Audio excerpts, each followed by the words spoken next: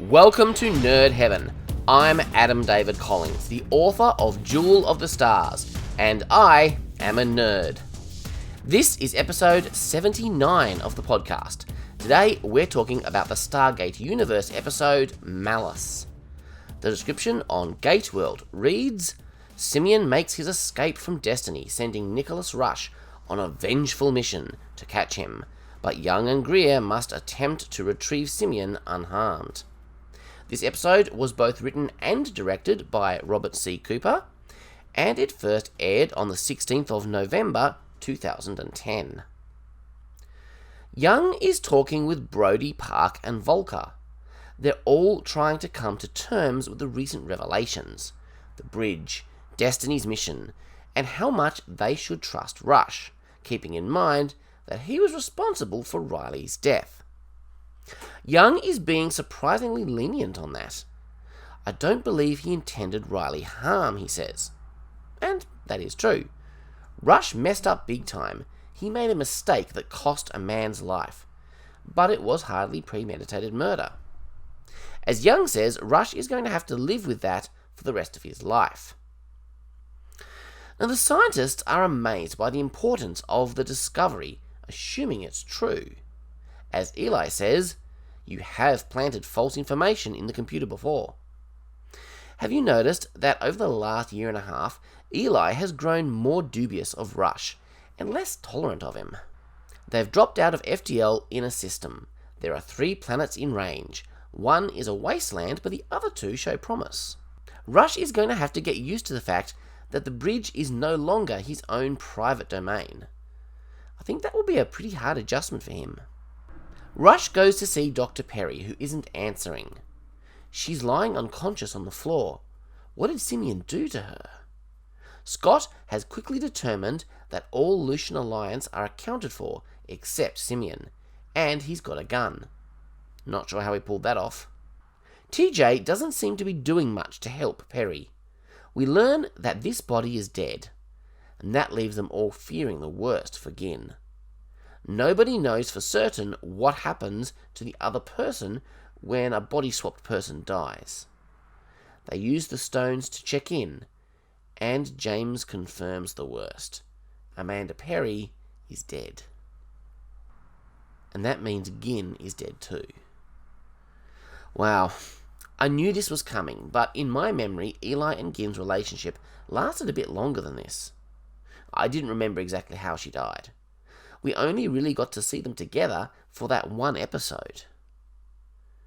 This is heavy and heartbreaking. And both Rush and Eli are beyond heartbroken. Rush goes on a rampage through the ship, screaming and hitting walls. Eli asks Young in a trembling voice for a gun. Now, Simeon's motivation seems pretty clear. Gin was telling the Lucian Alliance secrets to Homeworld Command. Simeon killed Perry in order to kill Gin. So that was a pretty gutsy move. The show has just killed 2 semi-regular characters in one swoop. Reasonably likeable characters at that. It's a big deal, but it kind of hurts. And now we have a hostage situation. Simeon is holding Park and orders Volker to dial the gate. He's already killed a couple of guards. By the time Brody gets the door to the gate room open, Simeon has already gone through the gate with Park. Rush lives up to his name and rushes straight through after him. The planet looks pretty desolate, but livable. Park says there's something on her back. And as serious and tense a moment this is, all I can think of is Doctor Who. I'm sure some of you will know what I'm talking about.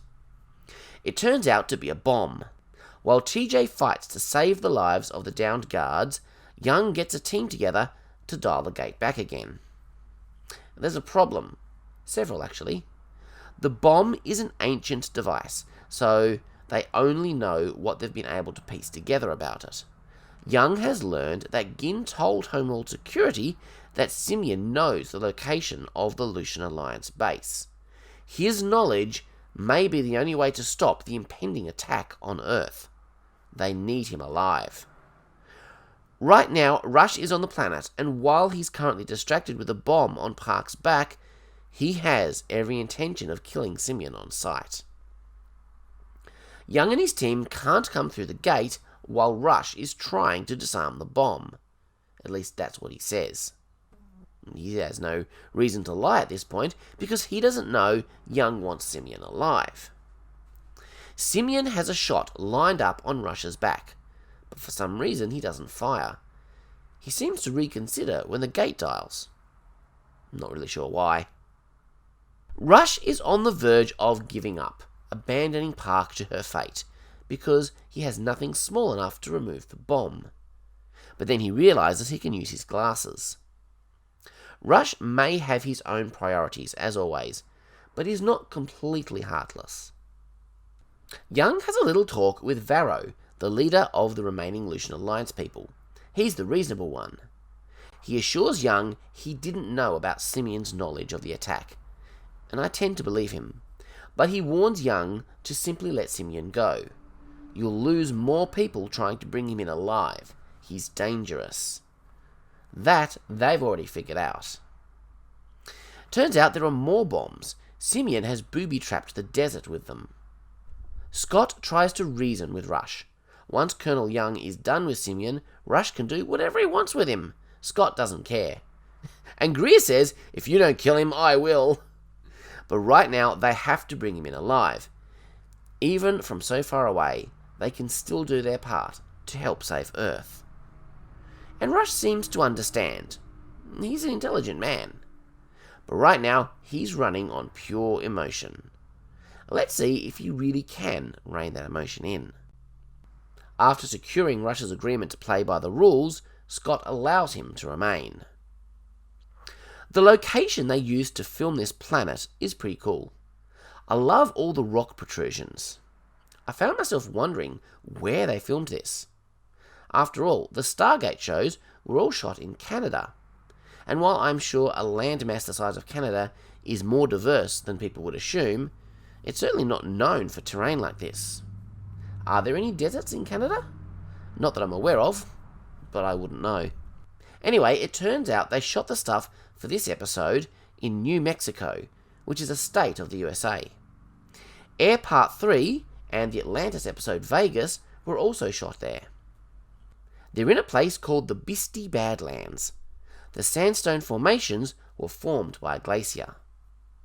The funny thing is, the cast and crew joked that people will assume it's fake, that it's CG, or that the rocks were built on set. And funnily enough, when you see these rocks close up, they do kind of look like they've been moulded out of concrete. But that's what they actually look like. It's all real. Apparently, the wind was pretty bad out there and caused some problems with some of the equipment. Eli is keeping busy trying to stall the FTL clock. Volker is struggling with the fact that Simeon let him live. Why didn't he kill him? Rush and Scott are talking about the message the ancients found in the background radiation. He points out that Scott likely wants to believe that the message is from God the Creator. Rush says, well, we'll just have to wait and see. Rush is implying a complete openness to discovering the answer no matter what. He'll follow the science, even if the science leads to God. And that's actually the scientific ideal. Just follow the evidence with no preconceived notions at all. Of course, it's very difficult for any of us human beings to put aside our own biases enough to reach that ideal.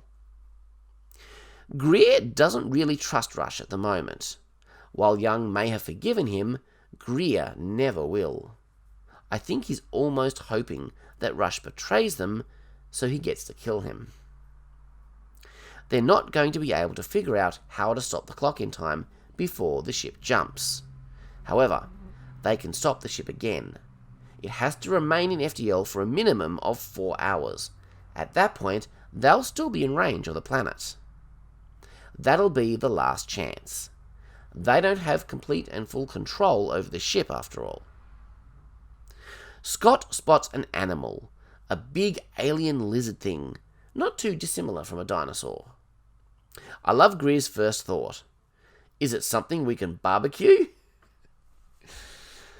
In the 90s, I remember that while we might see creatures on the big screen, it was pretty rare to see alien animals or monsters on TV. They just didn't have the budget for it. Today, of course, premium TV has similar budgets to movies, and the results are often indistinguishable. Modern shows like Star Trek Discovery will often give us big CGI alien creatures. Stargate Universe was one of the first shows to do this. I'm not sure it gets enough credit for that. Back in Season 2 of SG-1, it was such a huge deal when they splurged to give us the folding Horus Guard helmet, previously only seen in the movie. Chloe is working on equations. She might as well use what she has. It seems she may have figured out something, just as the ship jumps. Rush is overcome with grief at the loss of Perry. He breaks down in the middle of the desert and cries. He's blaming himself. He brought her on board. Scott tries to console Rush, saying that even if they don't find Simeon, he'll probably die a miserable death on this world. But he has a Kino remote. He'll probably wait for them to leave and then planet hop, searching for other Lucian Alliance people that were left on a planet behind. Simeon has them in his sights. He fires. Now here's a question. Is he deliberately just trying to warn them off, or is he a terrible shot? From where he was, he should have been able to easily take out Greer. I think it's just the same story logic that makes stormtroopers bad shots. The bad guys have to miss, otherwise the heroes will be dead. Eli is not coping very well. He's biting people's heads off and actually acting a bit like Rush. Like nobody else is smart enough to do anything. It's completely understandable given his recent loss. Usually, after suffering a loss like this, people don't go to work. But he doesn't have that luxury, and the last thing he wants to do is sit around. Lieutenant James's team is compromised by one of Simeon's bombs. They have to get their wounded back to the gate, which means less people looking for Simeon. Rush has found a way to locate Simeon using the remotes, but how long has he known? Greer and Scott are not trusting him. There's a nice scene between Eli and Young. Eli can't solve the clock problem, not anytime soon, so he wants to go to the planet and help go after Simeon. Right now, it's all about having something constructive to do that will help him get justice and revenge. Everyone keeps pointing out how unlikely it is they'll get Simeon to talk. I'm curious how they're going to go about that. It's not like they're going to torture him. It does seem unlikely they'll be able to extract the information they need from Simeon. Young warns Eli that killing for revenge will change him. They find Simeon. Greer shoots to wound. Rush is furious about that. And while Scott and Greer are distracted by him, Simeon wounds Greer. Now Rush is on his own, tracking Simeon, and it's time to turn back. Chloe thinks she might be able to help Eli stop the clock. It's all about Rush's equations. She is slowly starting to understand them. Now, realistically, I'm not sure how useful those advanced equations of Rush's are going to be here. What they're facing is essentially a software problem. Trying to understand how complex code, written by somebody else, is one of the hardest things I've ever had to do in my day job. And that's with the source code. Eli is trying to reverse engineer an alien program written in an alien language. It's not a physics issue, it's a code issue. Anyway, Brody and Volker bring up a valid concern. Who knows if whatever Chloe does will actually be helpful? It's quite possible she'll unknowingly sabotage Destiny, allowing the blue aliens to attack again. It's a risk Young is willing to take. Wounded and unable to move very far, Simeon takes to taunting Rush over the radio. He doubts Rush cared enough about Gin to pursue him like this. So it must have been that other woman. You must have loved her very much. Rush spots a herd of those animals near where Simeon is limping. Time is up. Scott and Greer are back at the gate. They have to return to Destiny. At this point, Rush is a lost cause. He won't get back in time. Rush really should have learned to shoot a gun properly before getting into a firefight with a soldier. But then, he has another plan. His gunshots are just a distraction to get Simeon in the way of the stampeding dinosaurs, which Rush sets off with one of the bombs. The plan works.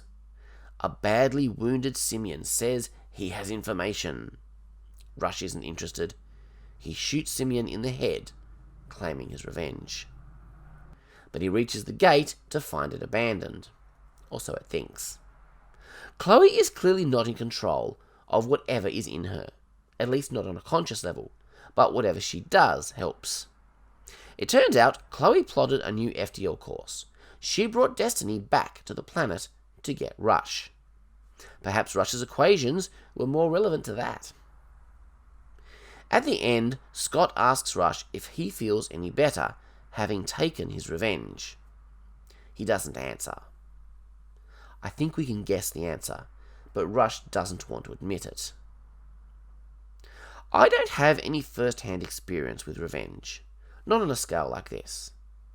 Oh, there's simulated revenge, like when you're playing Civilization and another country takes one of your cities and you want to get them back, or when you're a kid and somebody breaks one of your toys.